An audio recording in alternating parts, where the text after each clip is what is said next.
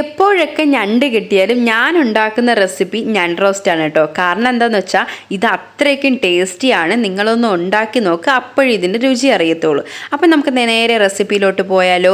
മൺചട്ടിയിലോട്ട് പാകത്തിന് വെളിച്ചെണ്ണ ഒഴിച്ച് ചൂടായി വരുമ്പോഴത്തേക്കും കടുകിട്ട് ഒന്ന് പൊട്ടട്ടെ. പൊട്ടി വന്നതിന് ശേഷം ഒരു പിടി കൊച്ചുള്ളിയും 2 മീഡിയം സൈസ് സവാളയും കൂടെ ചതച്ചതിട്ട് അതൊന്ന് മൂത്ത് വരുമ്പോഴത്തേക്കും അതിനകത്തോട്ട് കറിവേപ്പിലയും കാന്താരിയും കൂടി ഇട്ട് ഇഞ്ചി വെളുത്തുള്ളി ചതച്ചതും കൂടി നല്ലപോലെ ഗോൾഡിഷ് കളർ ആവുന്ന വരെ മൂപ്പിച്ചെടുക്കുക.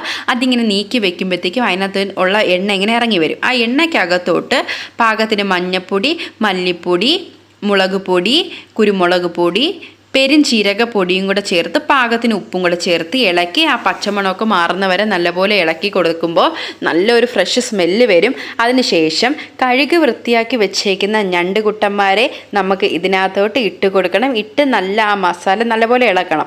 ആ എല്ലാ ഞണ്ടിലും ആ മസാല പിടിക്കുന്ന രീതിക്ക് നല്ലപോലെ ഇളക്കിയിട്ട് അതിനകത്തോട്ട് 1 ഗ്ലാസ് വെള്ളമാണ് ഞാൻ എടുത്തേക്കുന്നത്. 1 ഗ്ലാസ് വെള്ളം ഒഴിച്ചിട്ട് നമ്മളെ ഗരം മസാല പൊടിച്ച് വെച്ചേക്കുന്ന 1 സ്പൂണും കൂടെ ഇട്ടിട്ട് നല്ലപോലെ ഇളക്കി ഒരു 15 മിനിറ്റ് ലോ ഫ്ലെയിമിൽ അടച്ച് വെച്ച് കുക്ക് ചെയ്യുക.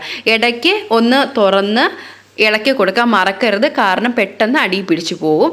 അപ്പോൾ അത് കഴിഞ്ഞ് നമ്മൾ ആ ഞണ്ട് റോസ്റ്റ് ചെയ്ത് ആ വെള്ളമൊക്കെ വറ്റി ആ മസാലയൊക്കെ ഞണ്ടിൽ പിടിച്ച് നല്ല അടിപൊളി ഇതായിട്ട് കിട്ടിയിട്ടുണ്ട്. അപ്പോൾ എല്ലാവരും ട്രൈ ചെയ്ത് നോക്കണം. നല്ല ടേസ്റ്റി ഒരു റെസിപ്പിയാണ്. എൻ്റെ വീഡിയോസൊക്കെ ഇഷ്ടപ്പെടുകയാണെങ്കിൽ എൻ്റെ ചാനൽ സബ്സ്ക്രൈബ് ചെയ്ത് ലൈക്ക് ചെയ്ത് കമൻറ്റൊക്കെ ചെയ്യാൻ മറക്കല്ലേ.